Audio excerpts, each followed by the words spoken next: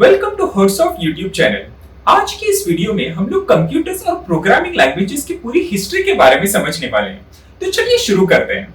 ये कहानी शुरू होती है अराउंड 16th सेंचुरी में, जहां पर कुछ ऐसे लोग थे जिनका मैथ्स और प्रॉब्लम सॉल्विंग एबिलिटी बहुत ज्यादा स्ट्रॉन्ग था। ऐसे लोगों को कंप्यूटर्स कहा जाता था। अब हम बात करते हैं 19वीं सदी की। 1822 के अंदर चार्ल्स बैबेज नाम के एक मैथमेटिशियन थे जो अपना खुद का पहला कंप्यूटर बनाना चाहते थे। इसीलिए इनको फादर ऑफ कंप्यूटर भी कहा जाता है। ये अपना कंप्यूटर मैकेनिकल कंप्यूटर बनाना चाह रहे थे। इन्होंने अपने साथ में एक एडा लवलेस नाम की एक स्टूडेंट को भी लिया ताकि वो इस कंप्यूटर के लिए प्रोग्रामिंग लैंग्वेज बना सके। ये अपना पूरा कंप्यूटर बना के टेस्ट करने ही वाले थे, पर इनका देहांत हो गया। ये दुनिया से चल बसे और ये अपना पूरा कंप्यूटर नहीं बना पाए। बट ये 17 साल की एडा लवलेस नाम की लड़की ने अपनी दुनिया की पहली प्रोग्रामिंग लैंग्वेज बना के दिखा दी।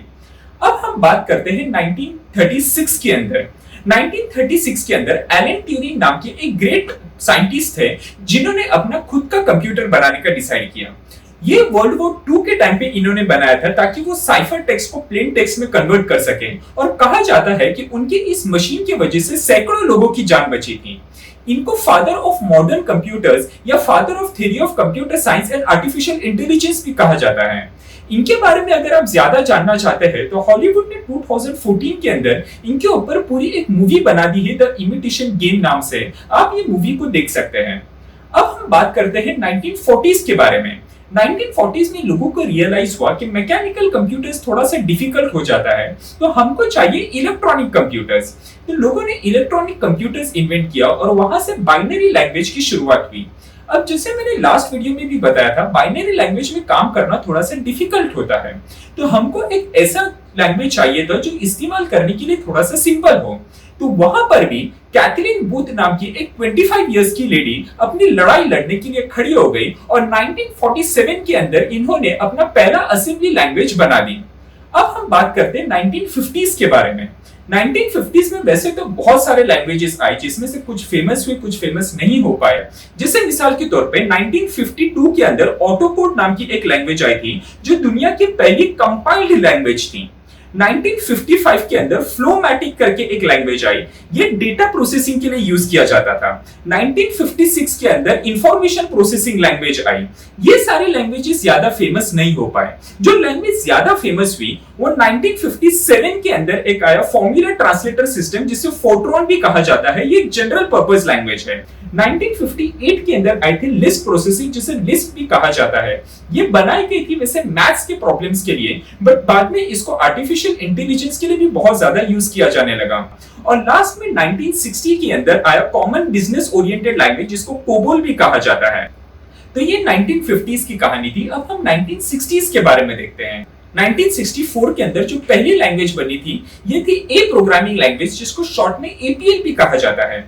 उसी 1964 के अंदर जो दूसरी लैंग्वेज आई थी, Ignis all purpose symbolic instruction code, जिसको शॉर्ट में बेसिक कहा जाता है। 1962 से लेकर 1967 के दौरान एक और लैंग्वेज आई थी जिसे सिमिलर कहा जाता है। ये दुनिया की पहली ऑब्जेक्ट ओरिएंटेड प्रोग्रामिंग लैंग्वेज थी। 1967 के अंदर एक और लैंग्वेज आई थी जिसका नाम था बेसिक सीपीएल।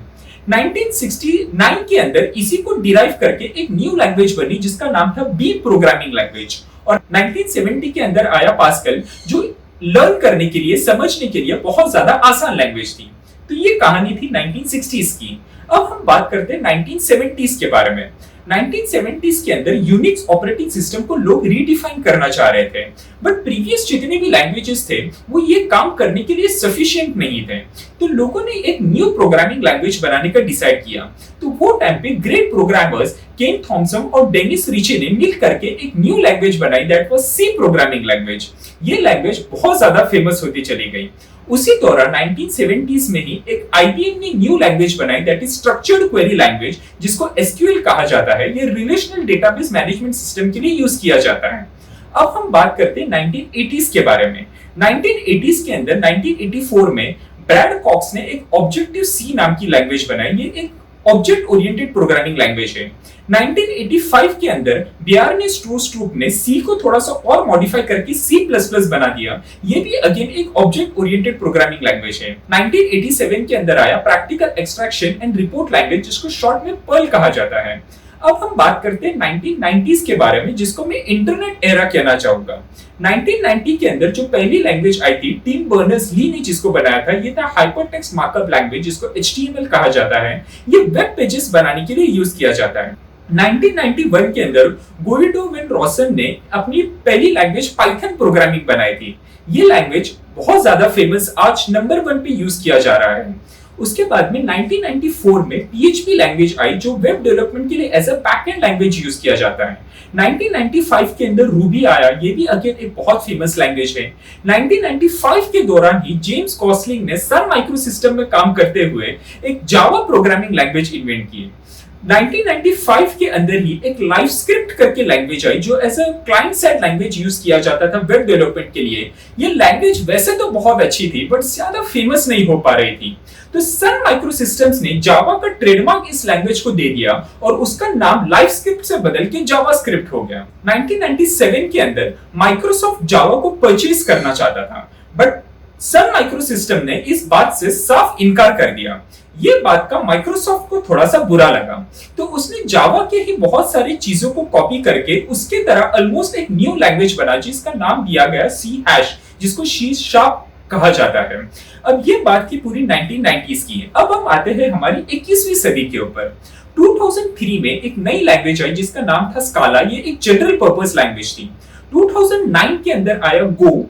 ये एक जनरल पर्पस लैंग्वेज है, बहुत ज्यादा फेमस हो रहा है और इसका सिंटैक्स बहुत ज्यादा सी प्रोग्रामिंग से सिमिलर है। इसका एक रीजन ये भी है कि इसके जो गूगल में डेवलपर की टीम थी, उसमें से एक डेवलपर थे केन थॉमसन, जिन्होंने सी प्रोग्रामिंग का इन्वेंशन किया था।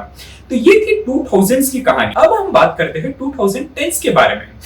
2011 में जेटब्रेन्स ने एक नई प्रोग्रामिंग लैंग्वेज निकाला, जिसका नाम था कॉटलिन। 2017 के अंदर गूगल ने एंड्रॉइड एप्स बनाने के लिए कॉटलिन का सपोर्ट दे दिया और 2019 में गूगल ने एंड्रॉइड एप्स बनाने के लिए जावा के बदले कॉटलिन को प्रीफर्ड लैंग्वेज का टैग दे दिया। अब 2013 के अंदर गूगल ने डार्ट प्रोग्रामिंग लैंग्वेज इन्वेंट किया। 2014 के अंदर एप्पल ने स्विफ्ट प्रोग्रामिंग लैंग्वेज निकाला, जो मैक और iOS के एप्स बनाने के लिए इस्तेमाल किया जाता था। पहले ऑब्जेक्टिव सी यूज किया जाता था, अब स्विफ्ट यूज किया जाने लगा है। और उसी 2014 के अंदर फेसबुक ने हैक प्रोग्रामिंग लैंग्वेज इन्वेंट किया। बट हम यहाँ पे रुकते नहीं हैं। अगर आप विकिपीडिया पे या कोई भी ऑनलाइन रिसोर्स पे चेक करोगे, प्रोग्रामिंग लैंग्वेजेस की आपको हजारों की लंबी चौड़ी लिस्ट मिलेगी, बट हमने आपको यहाँ पे सिर्फ इंपॉर्टेंट चीजों के बारे में बताया है। तो अगर हमारे से कोई एक इंपॉर्टेंट लैंग्वेज मिस हो गई है, तो आप कमेंट सेक्शन में उसको लिख करके बता सकते हैं। वीडियो पसंद आया है तो लाइक जरूर करिए और चैनल को सब्सक्राइब करके साथ में बेल आइकन भी प्रेस कर लीजिए, ताकि जब भी ऐसे कोई वीडियो बनाए तो आपको नोटिफिकेशन आता रहे। तो बने रहे हमारे साथ, देखते रहिए हर्ट्स ऑफ का यूट्यूब चैनल। Thank you.